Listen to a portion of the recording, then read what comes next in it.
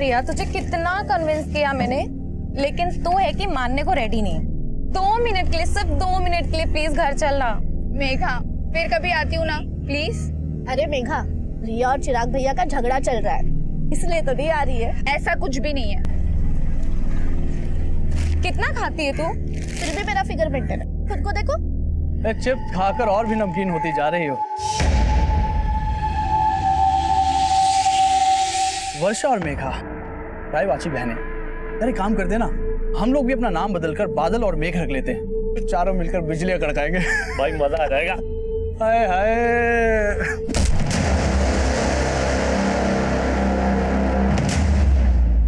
अगर आइंदा मेरी बहनों के साथ बदतमीजी की ना तो जानू नजर आएगा तुम्हें।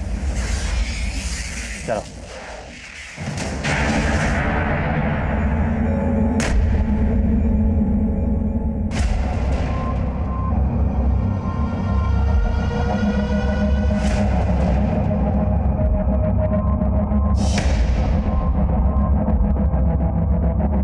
यहाँ क्यों आया? चिराग, तमीज से पेश आओ। चाचा है वो तुम्हारे। चिराग बंद करो ये सब। चाचा जी के बारे में ऐसी कोई गलत बात नहीं सोचनी चाहिए तुम्हें। मुझे क्या सोचा और क्या नहीं सोचा अच्छी तरह पता है जीजा जी।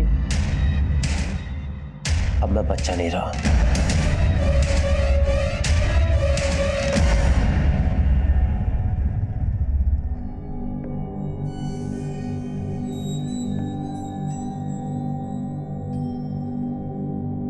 भाई साहब, मेरा मानना है प्रीत रीत से बड़ी होती है।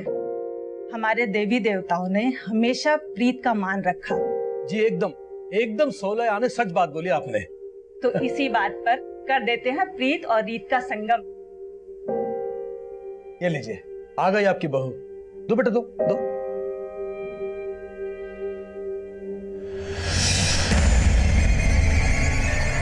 चाय इधर है। क्या? Thank you. माँ, मुझे ये शादी नहीं करनी है। जो लड़का शादी से पहले मुझे बाज की तरह से घूर घूर के देख रहा था, वो शादी के बाद पता नहीं क्या करेगा मेरे साथ। ना बाज अपनी बाजीगिरी से बाज आएगा और ना तेरे पापा अपने फैसले से बदलने वाले हैं, समझी? पर ये फैसला मेरी जिंदगी, मेरे सपने, सब कुछ तबाह कर देगा, और ऐसा मैं होने नहीं दूंगी। क्या हो रहा है यहाँ पे? क्या होगा मचा रखा है? कुछ नहीं पापा, बस कब गिर गया था। कब गिर गया था? सिर्फ कब नहीं फूटा है? लगता है तेरा दिमाग खराब हो गया है। Very funny. ऐसे जोक्स तुम कहाँ से ढूंढ के लाते हो? पर अब जोक नहीं, मैं एक सीरियस बात करना चाहता हूँ तुमसे। कैसी बात? क्या तुम्हारा सच में कोई पास्ट नहीं है? तुमने मुझसे कुछ छुपाया है? जो बातें मुझे तुम्हें बतानी चाहिए थी मैं पहले ही बता चुकी हूँ। सच में मेरा कोई पास नहीं था। एनीवे, मैं तुम्हारे लिए एक गिफ्ट लेके आया। इसमें क्या है? ये ड्रेस पहन ले मेरी खातिर।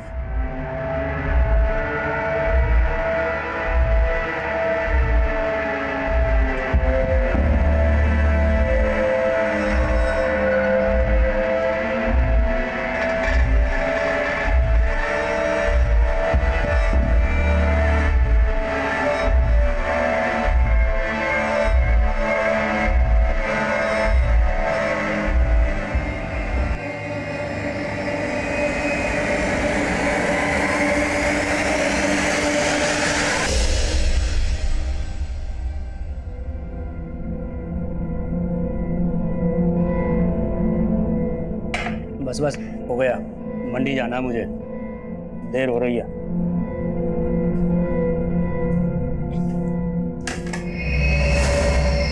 भाभी, आप यहाँ खुश नहीं हो ना?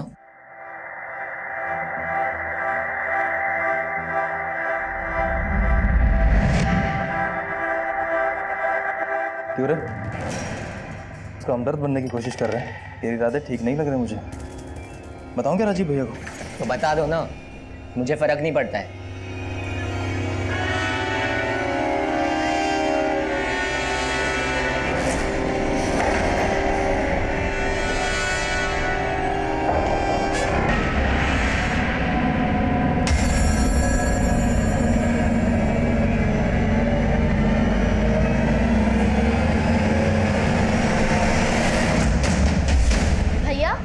रिया भाभी का कॉल आया था, आप उनका कॉल नहीं पिक कर रहे हो? कोई झगड़ा वगड़ा हुआ है क्या उनसे? रुको, मैं रिया भाभी को कॉल कर रही हूँ, आप उनसे। कोई जरूरत नहीं, मैं बात कर लूंगा उससे।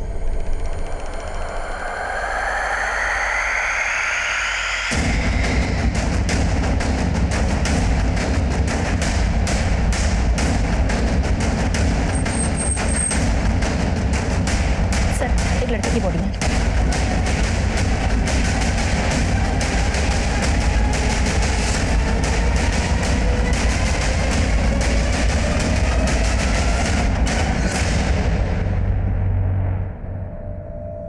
चिराग त्यागी।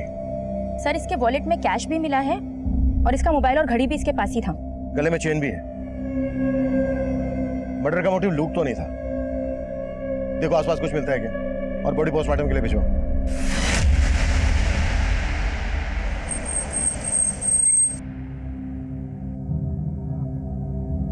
हमें चिराग की लाश एमसीडी पार्क के पास एक खाली प्लॉट में मिली है। आप लोगों से चिराग कुछ कहकर गया था कि कहाँ जा रहा है? चिराग भैया ने तो कुछ बताया नहीं था, पर हो सकता है वो रिया भाभी से मिलने गए हो। रिया भाभी? चिराग शादीशुदा था? नहीं सर, चिराग भैया की शादी होने वाली थी। रिया चिराग भैया के फियांसे हैं। मॉर्निंग में मुझे रिया भाभी का कॉल आया था, वो बोल रही थी कि चिराग भैया उनका फोन पिक नहीं कर रहे हैं। भैया, रिया भाभी का कॉल आया था, आप उनका कॉल नहीं पिक कर रहे हो? कोई झगड़ा वगड़ा हुआ है क्या उनसे? रुको, मैं रिया भाभी को कॉल कर रही हूँ, आप उनसे। कोई जरूरत नहीं, मैं बात कर लूंगा उससे। जब भैया गए थे तब उनका मूड भी काफी ऑफ लग रहा था।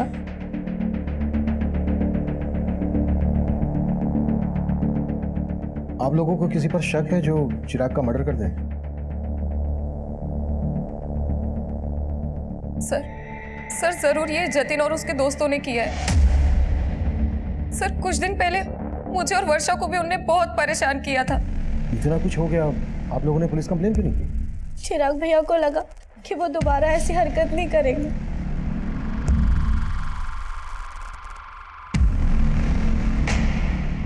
रविंदर, जतिन और उसके दोस्त के बारे में पता करो और उठा लो दोनों को। सर, एक बात है, हमें क्राइम सीन से चिराग का फोन मिला था। हमने फोन चेक किया तो उसको लास्ट कॉल रिया ने किया था। और सर, उन दोनों में करीब 5 मिनट बात हुई है।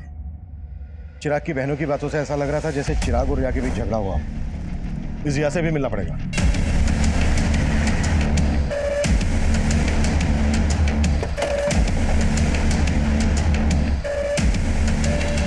सर, चिराग मुझसे नाराज था, इसलिए वो मेरा फोन पिक नहीं कर रहा था। नाराजगी की वजह क्या थी?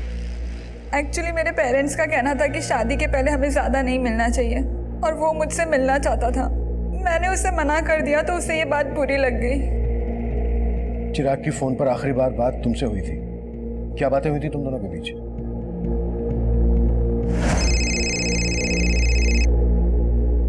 सो फाइनली तुमने मेरा फोन उठा लिया। मैंने उससे मिलने के लिए मना लिया था और उसने हाँ भी कर दी थी। तो तुम चिराग से मिली थी? नहीं सर, पर हम मिलने वाले थे। उसने मुझे एमसीडी गार्डन के पास मिलने के लिए बुलाया था। मैंने उसका बहुत वेट किया, लेकिन वो आया ही नहीं मिलने। हमें चिराग की लाश एमसीडी गार्डन के पास ही एक खाली प्लॉट में मिली थी। क्या तुम वाकई में उससे नहीं मिली थी या फिर कुछ छुपा रही हो हमसे? नहीं सर, चिराग सच में मुझसे नहीं मिला था।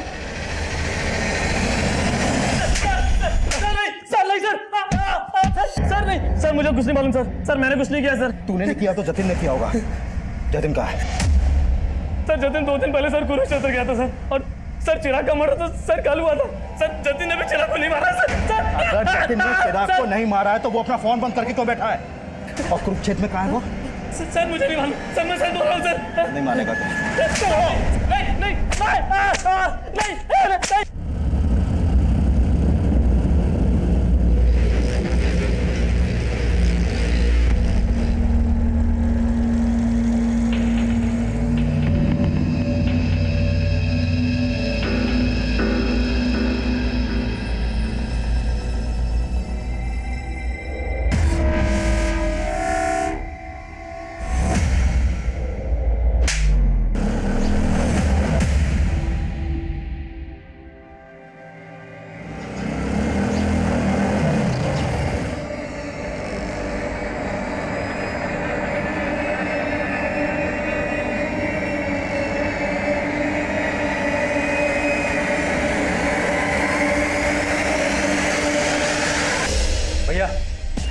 आपने उस लुगाई के सामने मुझे थप्पड़ मार के अच्छा नहीं किया। मैं चप्पल बाहर खोल के घुसा था। अरे चप्पल गई बाहर में, हमने तय किया था ना वो सिर्फ मेरी है। सर, जतिन का फोन चिराग के मर्डर से एक रात पहले से हरियाणा के कुरुक्षेत्र में ही एक्टिव था और अपने दोस्तों की गिरफ्तारी के बाद उसने अपना फोन कुरुक्षेत्र में ही बंद किया था। माना चिराग के मर्डर वाले दिन उसका फोन कुरुक्षेत्र में एक्टिव था, पर यह भी तो हो सकता है कि जतिन तब गाजियाबाद में हो और ये सब एलिबाई खड़ी करने की एक चाल हो। जतिन के लिए लुकआउट नोटिस जारी करो, वो गाजियाबाद में छुपा हो सकता है या फिर कहीं और भी। सब और जतिन के साथ साथ रिया के बारे में भी पता करो। जब चिराग का मर्डर हुआ तब रिया उसी एरिया में थी। हो सकता है उसने हमसे झूठ बोला हो कि वो चिराग से नहीं मिली थी।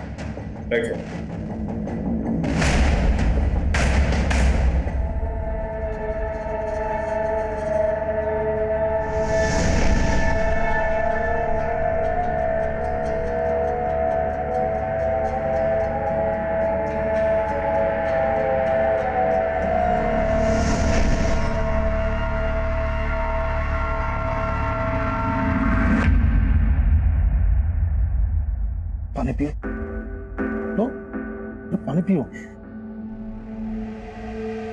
मैं समझ सकता हूँ कि किस्मत ने उससे एक बहुत बड़ा घाव दिया, लेकिन अपने बाकी के बच्चों के लिए तुम्हें इस दुख से उभरना पड़ेगा ना। ऐसा काम थोड़ी चलेगा। चिराग के जाने के बाद चाचा जी को तो लाइसेंस मिल गया आने का। मुझे कुछ ठीक नहीं लग रहा है।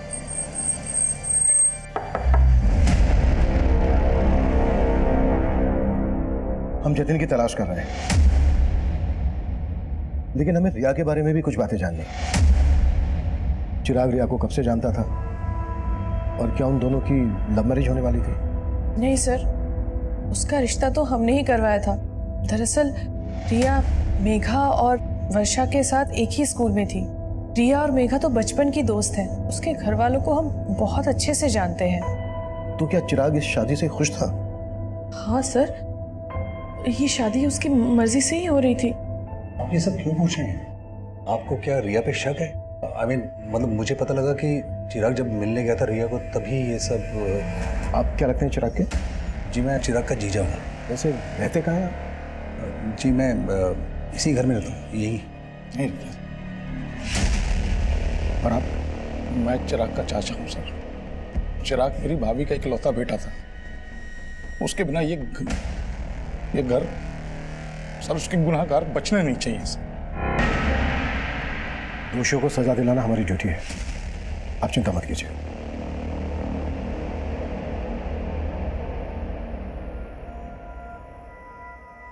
चिराग के चाचा और जीजा को ज्यादा ही कंसर्न लग रहे थे। चिराग के फादर थे नहीं, जीजा घर जमाई। चेक करो कोई पर्सनल या प्रॉपर्टी को लेकर इश्यू तो नहीं था इन लोगों के बीच।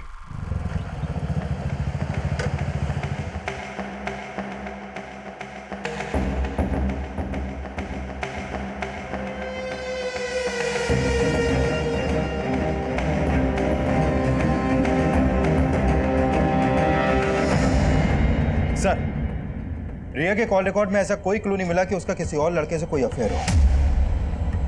रिया के पड़ोसी और बाकी रिश्तेदारों से पता करो, शायद कोई क्लू मिल जाए। सर, कुरुक्षेत्र पुलिस से जतिन से जुड़े एक और आपराधिक मामले के बारे में पता चला है। सर, जिस दिन चिराग का मर्डर हुआ था उसी दिन जतिन ने कुरुक्षेत्र से एक बाइक चुराई थी। कुरुक्षेत्र पुलिस भी जतिन को ढूंढ रही है। हो सकता है जतिन उसी बाइक से गाजियाबाद आया हो। लेकिन सर, क्राइम सीन के आसपास के सारे सीसीटीवी फुटेज हमने खंगाल डाले थे। उनमें जतिन ने जो बाइक कुरुक्षेत्र से चुराई थी वो कहीं नहीं देखी गई। सर, हो सकता है वो बाइक सोनीपत में हो। सोनीपत? हाँ सर, क्योंकि लास्ट टाइम जब चिराग ने रिया को कॉल किया था तब उसका फोन सोनीपत में ही एक्टिव था।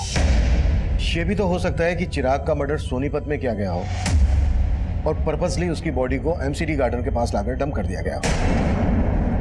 चिराग का फोन सोनीपत में जहां जहां एक्टिव था वहां के सीसीटीवी खंगालो और चिराग की फैमिली से भी पता करो कि वो सोनीपत क्यों गया होगा। पता किया सर, लेकिन उन्हें इस बारे में कुछ नहीं मालूम है। लेकिन सर,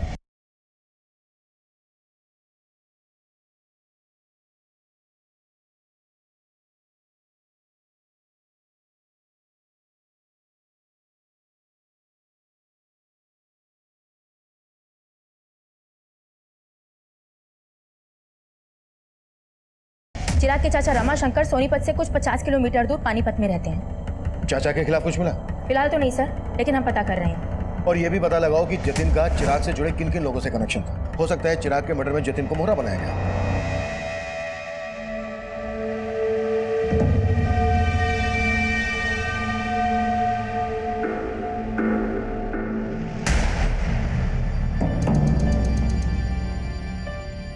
वर्षा, मेघा, ये चाचा जी तो यहीं बस गए हैं। उनका छोड़ो दीदी, आप और जीजा जी कब जा रहे हो? तुझे हमसे क्या प्रॉब्लम है? हाँ, एक मिनट वर्षा, मुझे ना घर जमाई बन के रहने का कोई शौक नहीं है। तुम दोनों को पता है कि मैंने एक फ्लैट बुक किया है। अगर उसका बिल्डर पैसे लेके भागा नहीं होता ना तो मैं तो यहाँ। पिछले 2 साल से जीजा जी आप यही बोल रहे हैं। और दीदी, आपको तो पता है ना अपना फाइनेंशियल कंडीशन कैसा है, इसलिए प्लीज आप दोनों अपने रहने का इंतजाम कहीं और ही कीजिए ताकि हम ऊपर वाला फ्लोर रेंट पे दे सकें। ये घर ना मेरा भी है, तुम मुझे से जाने के लिए नहीं बोल सकती, समझी? बस फिर से तुम लोग उसी बातों पे लड़ने लगे। और मेघा, किसकी नीयत कैसी है ये मैं अच्छे से जानती हूँ, और इन सब बातों के लिए मैं हूँ। लेकिन चिराग भैया ने तो आप पे कभी भरोसा ही नहीं किया, और वजह आप अच्छी तरीके से जानती है। हम चिराग के घर वालों के बारे में पता कर रहे थे और दूसरी तरफ हम जतिन को भी ढूंढ रहे थे, लेकिन हमें जतिन नहीं मिल रहा था जिस पर चिराग की फैमिली शक जता रही थी। चिराग की मंगेतर रिया भी हमारे रडार पर थी, लेकिन इस केस से जुड़ा एक अलग ही एंगल तब हमारे सामने आया जिसने इस केस को अचानक से एक घुमाव दे दिया। सर, हमने उस दिन के सोनीपत के एरिया के सीसीटीवी खंगाले थे जब चिराग का फोन वहां पर एक्टिव था, लेकिन उसमें से किसी भी फुटेज में चिराग कैप्चर नहीं हुआ। लेकिन सर, उससे एक दिन पहले की एक सीसीटीवी फुटेज में चिराग कैप्चर हुआ था जिसमें वो एक औरत का पीछा कर रहा था। ये देखिए सर। कौन है ये औरत और चिराग क्यों और किस मकसद से इसका पीछा कर रहा होगा? प्रिया, औरत घूंघट में है, फिर भी चिराग के घर वालों को ये फुटेज दिखाओ, हो सकता है वहां से कोई हिंट मिल जाए। Right sir.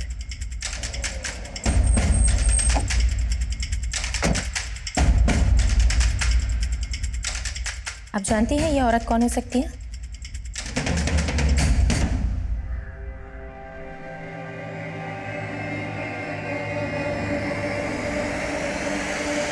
नीच, जब मैं अंदर होता हूँ तब भी तू इसी तरह झांकता है? हाँ, झाँकता हूँ, लेकिन आपकी तरह आपकी मशरूफियत में बाधा नहीं डालता। उसे देखिए, इश्क लड़ा रहा है अंदर। तो लड़ाने दे, तेरे क्यों चुल उठ रही है? अरे वो मेरे भोले भैया उस लड़की को हमारे खिलाफ भड़का रहा है।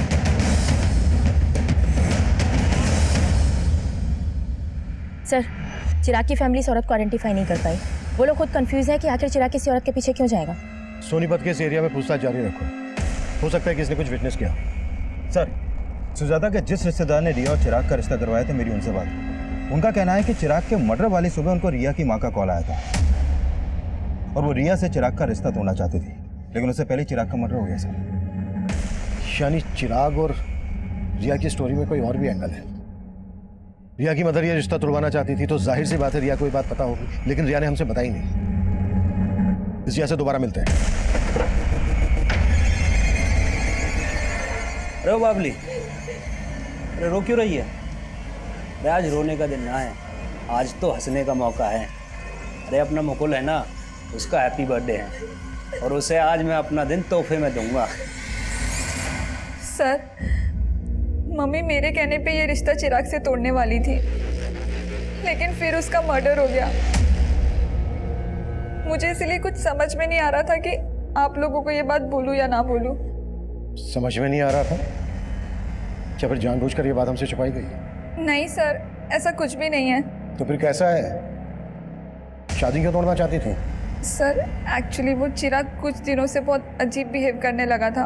पहले वो जब भी मिलता था अच्छी बातें करता था, लेकिन अचानक से उसके बिहेवियर में चेंजेस आ गए। रिया, एक सीरियस बात करना चाहता हूँ तुमसे। कैसी बात? क्या तुम्हारा सच में कोई पास नहीं है? जो बातें मुझे तुम्हें बतानी चाहिए थी मैं पहले ही बता चुकी हूँ। सच में मेरा कोई पास नहीं था। एनीवे, मैं तुम्हारे लिए एक गिफ्ट लेके आया। ये ड्रेस पहन लो।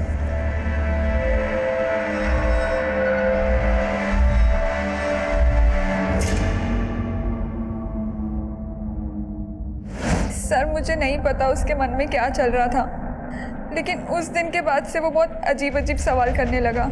मेरा क्लासमेट कौन था, मेरे दोस्त कौन थे। मतलब उसे तुम पर शक था कि तुम्हारा कोई एक्स है? नहीं सर, ऐसा कुछ भी नहीं है, लेकिन उसके इन सवालों से मैं तंग आ गई थी। मैंने ही मम्मी से कहा था कि मैं उससे शादी नहीं करना चाहती, और फिर मैंने डिसाइड किया कि उस दिन मैं चिराग से मिलकर सब कुछ खत्म कर लूँगी। तो उस दिन चिराग तुमसे मिला था? नहीं सर, मैंने कहा ना मैं उस दिन चिराग से नहीं मिली। लेकिन चिराग की लाश हमें उसी एरिया में मिली जहाँ तुम उससे मिलने वाली थी। सर आप कहना क्या चाहते हैं? मैंने चिराग को मारा है?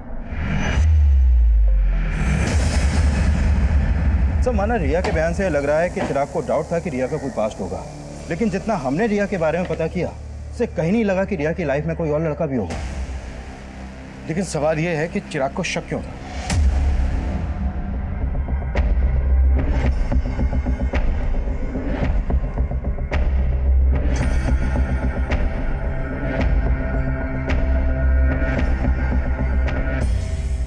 सोनीपत में चिराग को इस औरत के पीछे जाते हुए देखा गया था। हो सकता है इसी औरत ने चिराग के दिमाग में जहर भरा हो। सर इसका मतलब ये औरत रिया की जानने वाली हो सकती है। करेक्ट। और हो सकता है चिराग को इस औरत की असलियत पता चल गई हो और इस औरत ने इस औरत की फोटो रिया और उसकी मदर को दिखाओ और सोनीपत में पूछताछ तेज कर दो। हमारे लिए जानना बेहद जरूरी है कि आखिर ये औरत है कौन। सर क्या आप इसको जानते हैं?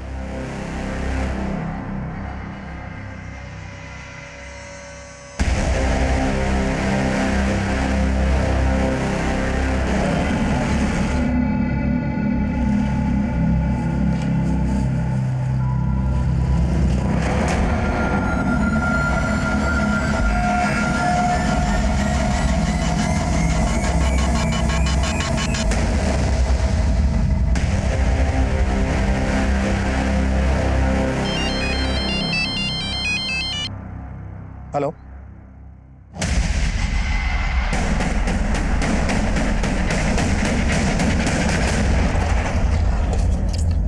सर जिस घूंघट वाली औरत को हम ढूंढ रहे थे उस औरत को इस दुकान पे देखा गया। सर वो औरत उस दिन यहाँ खरीदारी करने आई थी।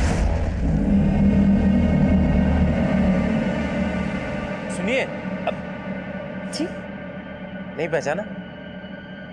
अरे चिराग। उसके बाद वो लड़का भी यहाँ से उस औरत के पीछे चला गया था।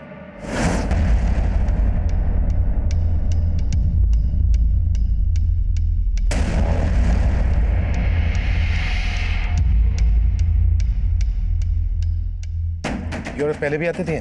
जी सर, 3-4 महीने पहले कभी कभी आया करती थी, लेकिन तब उसकी शादी नहीं हुई थी। उस दिन पहली बार मैंने उसको साड़ी में देखा था। ये रहती कहाँ थी? सर इसका आइडिया नहीं है। हो सकता है ये औरत यहीं कहीं आसपास रहती हो। पूछताछ करो, कैसे भी करके पता लगाओ कि आखिर ये औरत है कौन। सर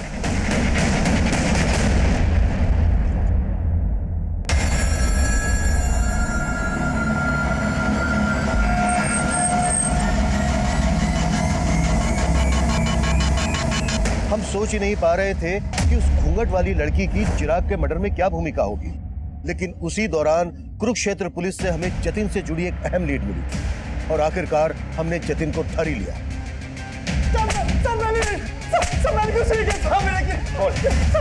चिराग को क्यों मारा? मैंने बिल्कुल नहीं मारा। लेकिन हमारी लगातार कोशिशों के बावजूद जतिन इस बात से इनकार करता रहा कि उसका चिराग के मर्डर से कोई लेना देना था। वहीं उस घूंघट वाली औरत की तलाश हमें एक ऐसे मकाम पर ले आई जहां हमारे सामने आया कि चिराग अपने सोशल मीडिया अकाउंट से उसके टच में था। वहीं उस लड़की का सोशल मीडिया प्रोफाइल उसका एक नया रूप लेकर हमारे सामने आया। साइबर सेल ने चिराग के फेसबुक अकाउंट को क्रैक किया है। सर इसके अकाउंट में इस लड़की का प्रोफाइल रितु सिंह के नाम से है और चिराग के मर्डर से पहले तक इन दोनों के बीच में काफी चैटिंग हो रही थी। तुम रिया से शादी करके बहुत बड़ी गलती कर रहे हो।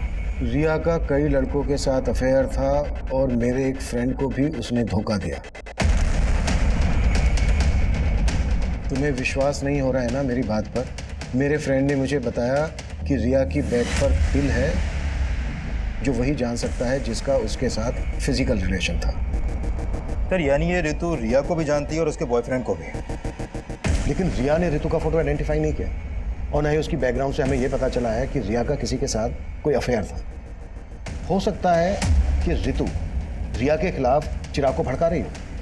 चिराग ने अपने मर्डर से एक दिन पहले मैसेज किया था कि मैंने तुम्हें सोनीपत में देखा था लेकिन तुमने मुझे देखकर अनदेखा किया, और उसके जवाब में ये लिखती है, उस समय मुझे कुछ सूझा नहीं था, मैं तुमसे दोबारा मिलने के लिए तैयार हूँ। उसके बाद कोई चैटिंग नहीं हुई। सर इसका मतलब चिराग इस लड़की से मिला होगा और जरूर चिराग के मर्डर में इसी लड़की का हाथ होगा सर। लेकिन इनकी चैटिंग से ऐसा लग नहीं रहा है ये सिर्फ ऑनलाइन फ्रेंड थे, शायद इससे कुछ ज़्यादा था। May be affair. लेकिन सर चिराग के कॉल रिकॉर्ड में तो ऐसे किसी भी रितु नाम की लड़की का कोई नंबर नहीं मिला है। लेकिन चैट से ऐसा लग रहा है कि इन दोनों के बीच सिर्फ चैटिंग नहीं होती थी, फ़ोन पर भी बातें होती होंगी, शायद इंटरनेट कॉलिंग।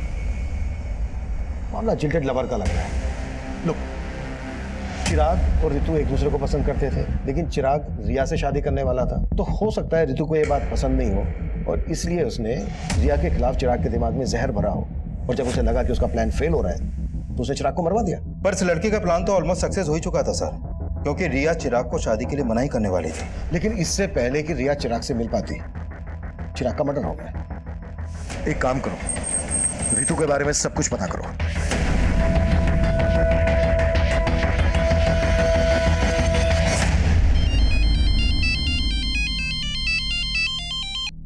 हरविंदर। सर उस लड़की के पेरेंट्स के घर का पता चला। उस लड़की का असली नाम छाया है। छाया? लेकिन उसका प्रोफाइल तो रितु के नाम से था। है कहाँ ये लड़की? उसके पेरेंट्स ने मुझसे ज्यादा बात तो नहीं की सर, लेकिन हाँ पड़ोसियों से पता चला है कि छाया की शादी 3 महीने पहले ही हो गई थी और उसका ससुराल कुरुक्षेत्र में कहीं पर है। लेकिन उसके पेरेंट्स तुमसे बात क्यों नहीं कर रहे हैं? एक काम करो, उसके पेरेंट्स के कॉल रिकॉर्ड्स स्टडी करो, उसमें तुम्हें छाया उस रितु का भी नंबर मिलेगा और कुरुक्षेत्र के उसके ससुराल वाले।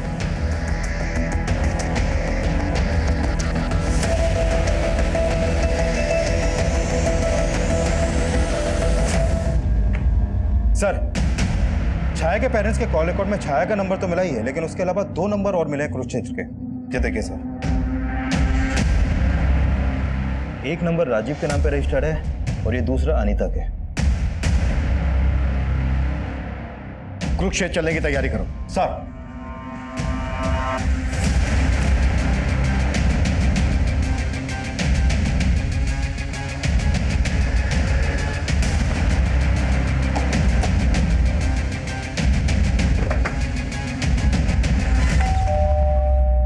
जी, हम छाया से मिलने आए हैं। हमें पता चला है कि उसकी यहीं पर शादी हुई है। जी वो मेरी बीवी है, लेकिन आप उससे क्यों मिलना चाहते हो? हमें केस के सिलसिले में उससे बात करनी है। केस? कौन सा केस साहब? बुलाओ उसको, या हम उसी से बात करेंगे। नहीं, वो यहाँ पर नहीं है। तो फिर कहाँ है? 1 सप्ताह पहले यहाँ से भाग गई। भाग गई? जी, और अब हम उसके बारे में कोई बात भी नहीं करना चाहते हैं। धन्यवाद।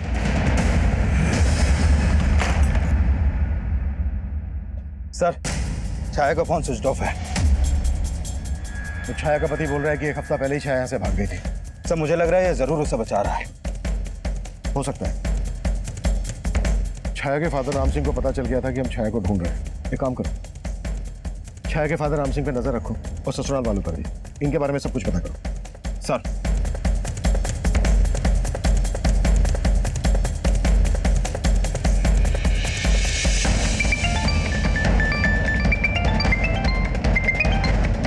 जैन सर। जय हिंद। छाया के कॉल रिकॉर्ड्स आए? जी सर, वही स्टडी कर रही थी। सर छाया का फ़ोन 1 हफ्ते पहले सोनीपत में ही बंद हुआ था। भैया जहाँ पर छाया के पेरेंट्स रहते हैं, हो सकता है छाया वहीं छुपी है। पता करो। जी सर। और सर छाया के कॉल रिकॉर्ड के हिसाब से गाजियाबाद का एक नंबर मिला है जिस पर उसकी काफ़ी बातचीत होती थी। किसका नंबर है? सर ये नंबर किसी जितेंद्र वशिष्ठ के नाम पर रजिस्टर्ड है। नंबर स्विच ऑफ है या एक्टिव है? सर एक्टिव है। इस जितेंद्र को थाने बुलाओ। जी सर। सर जितेंद्र वशिष्ठ आ गया है। बुलाओ। सर छाया मेरी स्टूडेंट थी। मैं जिस कॉलेज में पढ़ाता था, छाया 3 महीने पहले तक वहाँ पढ़ती थी। 3 महीने पहले तक पढ़ती थी? लेकिन बात तो तुम दोनों के बीच 1 हफ्ते पहले तक हो रही थी। तुम दोनों के बीच सिर्फ टीचर और स्टूडेंट वाला रिश्ता था या फिर? नहीं सर, छाया मेरी स्टूडेंट थी। वो मेरी बहुत रिस्पेक्ट करती थी सर। थी? मतलब अब कहाँ है वो? सर मैं आपको सब कुछ बताता हूँ। दरअसल छाया एक ऐसे कम्युनिटी से बिलोंग करती है जहाँ एक ही लड़की की शादी परिवार के सभी बेटों के साथ कर दी जाती थी। What? हाँ सर, कुरुक्षेत्र में उसकी शादी 3 भाइयों के साथ हुई थी, लेकिन वो इस शादी के खिलाफ थी। पर उसके पेरेंट्स ने उसकी एक बात नहीं सुनी और वो अपनी तकलीफ मुझसे शेयर करती थी। 1 हफ्ते पहले वो मुझसे नरेला मिलने आई थी। सर वो अपने 3 पतियों से तंग आकर वहाँ से भाग आई थी। वो मेरी हेल्प चाहती थी सर। कैसी हेल्प? सर उसको पैसों की ज़रूरत थी। उसने मुझसे कहा था कि मुंबई में उसकी एक फ्रेंड है जो एनजीओ में काम करती है। मैंने उसे मुंबई जाने के लिए 10,000 रुपये भी उधार दिए थे और फिर उसके बाद वो चली गई। लेकिन फोन तो उसका अभी बंद आ रहा है। सर मुझे भी ये समझ में नहीं आ रहा है। अच्छा, मुंबई में कहाँ जाने वाली थी वो? किस फ्रेंड की बात कर रही थी? सर इस बारे में उसने मुझसे कुछ नहीं बताया।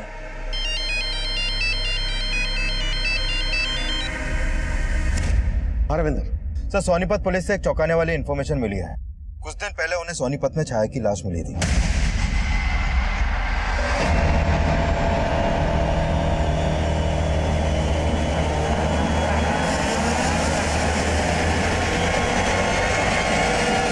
सर सोनीपत पुलिस ने छाया का पोस्टमार्टम करवाया तो सामने आया कि छाया का मर्डर भी चिराग की तरह उसका गला दबा के किया गया था और उसकी मौत 1 हफ्ते पहले तभी हो गई थी जब उसका फोन बंद हुआ। लेकिन जितेंद्र की ये बात सही निकली कि छाया की शादी 3 भाइयों से हुई थी। Right sir.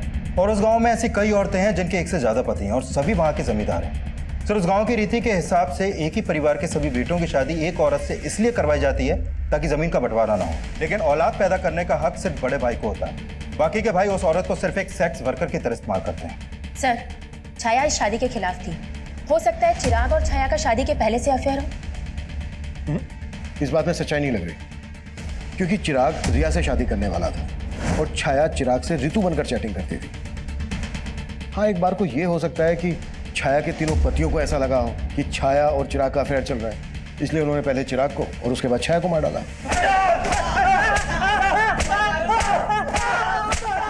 संतोष, बहुत हो गया तेरा 1/3 और हम तेरी हड्डियों के बट्टे खट्टे करेंगे। बोल, क्यों मारा चिराग को, क्यों मारा छाया को? साहब हम तो बोल साहब, हम तो चिराग को जानते भी नहीं थे और छाया तो घर से भाग गई थी साहब। हम सच बोल रहे हैं साहब, हमने कुछ नहीं किया। झूठ ना बोलो साहब, इन दोनों ने ही मारा है छाया को। झूठ क्यों बोल रहा है तू? पीछे रह के बात कर। बोल। झूठ बोल रहे हैं साहब, ये इन दोनों ने ही मारा है। मुकुल को दूसरे कमरे में लेकर आओ। साहब चिराग कौन है ये तो मैं भी नहीं जानता, कि मेरे दोनों भाइयों ने सर जीना हराम कर दिया था उसका। पर शादी तो तूने भी की थी उससे। सर जैसी जबरदस्ती उसके साथ हुई थी वैसी ही मेरे साथ हुई थी। छोड़ो मुझे। अरे तू चल अंदर, छोड़ो मुझे। बना हैप्पी बर्थडे और वो भी हमारे सामने, और साबित करके बता कि तू उसका कसम है कि इसका यार। चल कपड़े उतार, चल। क्या बोल रहे हो भैया? कपड़े उतार चल। अरे तू भी उतारना, चल ला इसे। लेकिन मैं छाया की तकलीफ समझता था, इसीलिए मैंने ही उसे भागने में मदद की थी।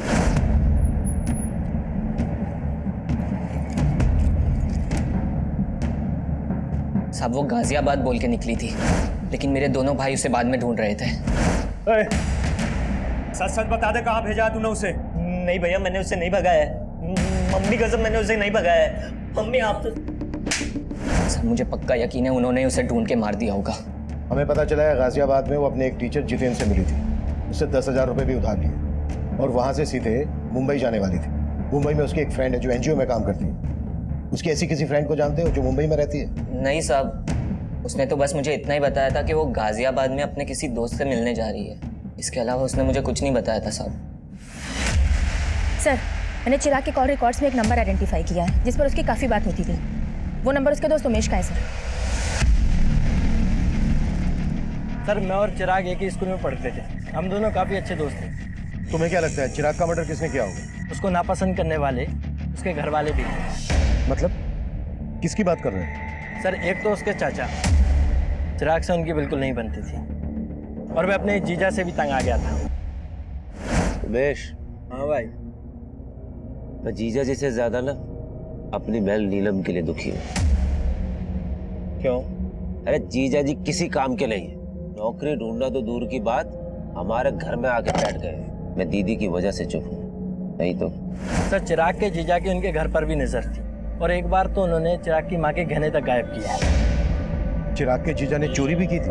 हाँ सर, और कहानी ये बताई कि गहने किसी ने लूट लिया। मैं सुनार के पास से जब आया तो यहाँ पर आया, ये यहाँ पर ये एक आदमी मिला, इसने मुझे चूल्हा दिखाया, मैंने यहाँ से गहने लिए और वहाँ कहीं भाग गया वो। लेकिन चिराग ने कंप्लेंट करने से मना कर दिया था क्योंकि उसे पता था कि अगर वह कंप्लेंट करेगा तो चिराग का जीजा ही झूठा साबित होगा और घर की बदनामी होगी। चिराग को अपने चाचा के साथ क्या प्रॉब्लम थी? सर आप जैसा सोच रहे हैं सब बिल्कुल नहीं। माना कि चिराग मुझे पसंद नहीं करता, लेकिन सुजाता भाभी में चिराग की जान बसती तो मैं उसे कैसे मरवा सकता हूँ? चिराग में सुजाता की जान बसती थी और तेरी जान सुजाता में बसती है। इसलिए सुजाता की जिंदगी में जगह बनाने के लिए तूने चिराग को मरवा दिया। क्या सर, जब चिराग का मर्डर हुआ मैं तो शहर में था ही नहीं सर, मैं तो शहर के बाहर था सर। तेरे सारे कांड पता कर लिए हमने, कभी चिट फंड का तो कभी नकली पेपर्स बनवाकर प्रॉपर्टी का धंधा, बहुत लोगों को चूना लगाया तूने। और वो तू घर बिकवा कर भी नीलम का हिस्सा लेना चाहता था, और तेरे रास्ते का रोड़ा था चिराग। सर आप मेरे और भाभी के रिश्ते को लेकर गलत सोच रहे हैं। दरअसल उमाशंकर भाई साहब कई साल पहले गुजर गए, तो भाभी का ख्याल मेरे अलावा कौन रखता। फिर तेरे बीवी बच्चों ने तुझे क्यों छोड़ा? सब पता कर लिया हमने। उन्हें भी यही लगता है कि तेरा और तेरी सुजाता भाभी का चक्कर चल रहा है। गलत फहमी है सर उनको, जैसे चिराग को थी, और चिराग ने इन सब बातों को तूल दिया सर। और रमाशंकर बाहर निकल। क्या बदतमीजी कर रहा है? इधर आके बात कर। अंदर तो मेरे पाँव के जूते भी नहीं जाएंगे। लास्ट वार्निंग दे रहा हूं, अगर मेरी माँ से मिला ना तो अच्छा नहीं होगा रमाशंकर। सर इस चिराग की वजह से मेरी फैमिली मुझे शक की निगाह से देखने लगी थी।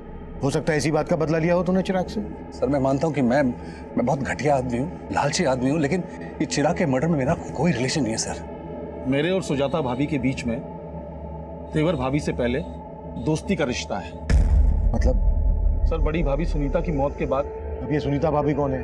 सर मेरे भैया की पहली पत्नी। सर उनकी मौत के बाद भैया ने सुनीता भाभी की छोटी बहन सुजाता से शादी कर ली, ताकि उनके बच्चों को माँ का प्यार मिल सके। मतलब नीलम और चिराग तुम्हारी सुजाता भाभी के बच्चे नहीं है? नहीं सर, वो बड़ी भाभी के बच्चे हैं, लेकिन सुजाता ने मेघा और वर्षा से ज्यादा उन दोनों का ख्याल रखा। सर सुजाता जब शादी होकर यहाँ आई थी तो उसकी उम्र बहुत कम थी, तो भैया ने मुझे जिम्मेदारी दी कि मैं एक दोस्त की तरह उनका ख्याल रखूं। सर जो रिश्ता भैया ने बनवाया था ना, उस पर चिराग ने दिल खोल के कीचड़ उछाला है सर। आप हमारे परिवार का इतिहास निकलवा के सिर्फ हमारे जख्मों पे नमक छिड़क रहे हैं। सुजाता जी, हम सिर्फ अपनी ड्यूटी कर रहे हैं। तो सही जगह कीजिए ना ड्यूटी। मेरे बेटे के मर्डर में किसी घर वाले का नहीं बल्कि बाहर वाले का हाथ है। प्लीज प्लीज हमें तंग करना बंद कर दीजिए। सर छाया के कॉल रिकॉर्ड में मुंबई का एक भी नंबर नहीं मिला है, और ऐसा कोई लीड भी नहीं मिला है जिससे पता चले कि उसका कोई रिश्तेदार मुंबई में होगा। मतलब जितेंद्र ने झूठ बोला था हमसे? कुंडली निकालो उसकी। सर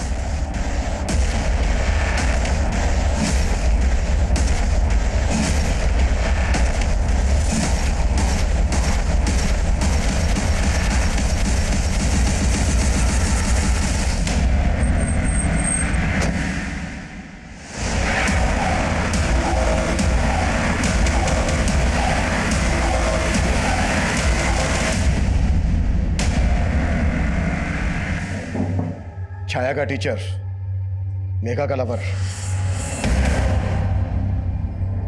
अब ये बोल, छाया को ऋतु बनाने का क्या चक्कर है? पहले चिराग का मर्डर, उसके बाद छाया का मर्डर। ये कहानी क्यों और कैसे रची? बोलता हूँ सर। सर मेरा और मेघा का अफेयर चल रहा था सर, लेकिन हमारा ब्रेकअप हो गया था सर, क्योंकि मेरे पेरेंट्स ने जबरदस्ती मेरी रिश्ता कहीं और करा दिया था। लेकिन जब मेरी फादर की डेथ हुई तो मेघा मुझे सांत्वना देने आई। उसके बाद से सर हमारा फिर से मिलना चालू हो गया सर। और मेघा ने बताया कि इसके फादर के डेथ के बाद से नौकरी कंपैशन के आधार पर नौकरी किसी एक बच्चे को मिल सकती थी, और चिराग अच्छा खासा पढ़ा लिखा था, वो चाहे तो कोई दूसरी नौकरी कर सकता था, लेकिन नहीं, माँ ने ये नौकरी उसके नाम कर दी। मुझे लगा अगर मैं चिराग को मार दूंगी तो ये नौकरी मेरे नाम हो जाएगी। मुझे मालूम था छाया जितेंद्र की स्टूडेंट थी, इसलिए जितेंद्र की मदद से हमने छाया की फोटो यूज की और ऋतु नाम की एक फेक प्रोफाइल बनाई और चिराग को फ्रेंड रिक्वेस्ट भेजी, और उसने वो रिक्वेस्ट एक्सेप्ट भी कर ली। धीरे धीरे हमारी नॉर्मल बातें होने लगी। फिर एक दिन चैटिंग के थ्रू चिराग ने मुझे कहा कि उसे रिया से शादी करनी है। बस इसी मौके का फायदा उठाकर मैंने चिराग को कहा रिया की फोटो भेजने के लिए, और फिर मैंने उसे लिखना शुरू किया कि मैं रिया को जानती हूँ, और फिर धीरे धीरे चिराग के मन में रिया के खिलाफ शक पैदा करवाया। और चिराग तुम्हारे उन मैसेजेस पर बिना सोचे समझे भरोसा करने लगा था? नहीं, मैं ऋतु बनकर कभी कभी किसी ऐप के जरिए उससे वॉइस कॉल करती थी। एक तरफ चिराग और रिया का रोज झगड़ा होने लगा, और दूसरी तरफ चिराग मुझसे बार बार मिलने की रिक्वेस्ट करने लगा। उसी दिन उसने छाया को सोनीपत में देख लिया, और छाया ने उसे देखकर जिस तरह से रिएक्ट किया उसे शक होने लगा। इसीलिए मैंने रितु बनकर उसे कॉल किया और उसे मिलने के लिए बुलाया। और तुम्हें पता था चिराग और रिया एमसीडी गार्डन में मिलते थे, इसलिए तुमने उसको वहीं पर मिलने के लिए बुलाया।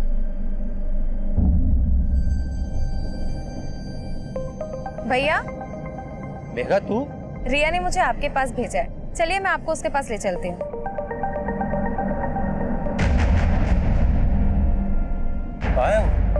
भैया बस आती होगी। मुझे पता था आप लोग किसी ना किसी तरह छाया तक पहुंच जाएंगे। और इसलिए छाया को मैंने कहा कि तुम अपने पति को छोड़कर भाग जाओ, और उससे मैंने कहा कि मैं एक एनजीओ के बारे में जानता हूँ। और वो जब मिलने आई तो हमने। और ये तुमने सिर्फ नौकरी पाने के लिए किया? नहीं, ये बंटवारे के प्यार से थक गई थी, मैं तंग आ गई थी। हर वक्त नीलम, चिराग। सुजाता जी, चिराग और नीलम की सौतेली माँ थी, तुम्हारी तो अपनी माँ है, सगी। लेकिन क्या फायदा, वो तो उन दोनों से प्यार करती थी ना। पापा की मौत के बाद उनके पेंशन और पीएफ के 50 लाख रुपए मिले थे, लेकिन वो नीलम और उसके निकम्मे पति के घर बसाने में लगाना चाहती थी। लेकिन चिराग तो तुम दोनों बहनों से प्यार करता था। क्या करती मैं इसे प्यार का? माँ का सारा प्यार, प्रॉपर्टी, पापा के पैसे सब रख लेता वो। अगर तुम्हें लग रहा था कि तुम्हें तुम्हारा हिस्सा नहीं मिल रहा था, तुम्हारा हक मारा जा रहा था, तो कोर्ट का दरवाजा खटखटा सकती थी। ये सब करके मिल गया तुम्हें तुम्हारा हिस्सा, तुम्हारा हक। चिराग ने मेघा को कभी अपनी सौतेली बहन नहीं समझा, लेकिन वो इस दस्तक को नहीं भाप पाया कि जिस बहन की रक्षा के लिए वो किसी भी हद तक जा सकता है, वो बहन खुद उसकी भक्षक बन जाएगी। सुजाता की ये कोशिश कि वो चिराग और नीलम की अच्छी मां साबित होगी, उसे उसके ही बच्चों से दूर कर दिया। चिराग के लिए नफरत मेघा में एकाएक नहीं पनपी होगी, बल्कि सालों से पनप रही हो। तो क्या सुजाता ने मेघा के अंदर उबलते गुस्से को कभी नहीं भापा? या फिर उसे दस्तक मिली थी, लेकिन उसने उस दस्तक को महसूस नहीं किया? उम्र के हर पड़ाव पर जब जब हम अपना बचपन याद करते हैं, तब तब सबसे पहले हमें हमारे भाई बहन और माता पिता याद आते हैं। लेकिन बढ़ती उम्र के साथ साथ अपनी मासूमियत बनाए रखना आसान नहीं होता, क्योंकि अक्सर हमें यह गलत फहमियां जकड़े रहती हैं कि दुनिया में भोलापन नहीं बल्कि चालाकियां बिकती हैं। और कभी कभी हम इतना बदल जाते हैं कि इंसानियत हमें एक टूटा हुआ खिलौना और ईमानदारी झूठ लगने लगती है। हमें हमारे बचपन की मासूमियत हमेशा बचाए रखने की कोशिश करनी चाहिए, क्योंकि हमारी पूरी जिंदगी में हमारा बचपन ही वो मोती है जो हमें इंसानियत और रिश्तों को बनाए रखने की कीमत समझा सकता है। अब मैं सीनियर इंस्पेक्टर अभिमन्यु जिंदल आप लोगों से विदा लेता हूं। आपसे फिर मुलाकात होगी एक नए केस के साथ। देखते रहिए क्राइम पेट्रोल दस्तक। मकसद बताना नहीं,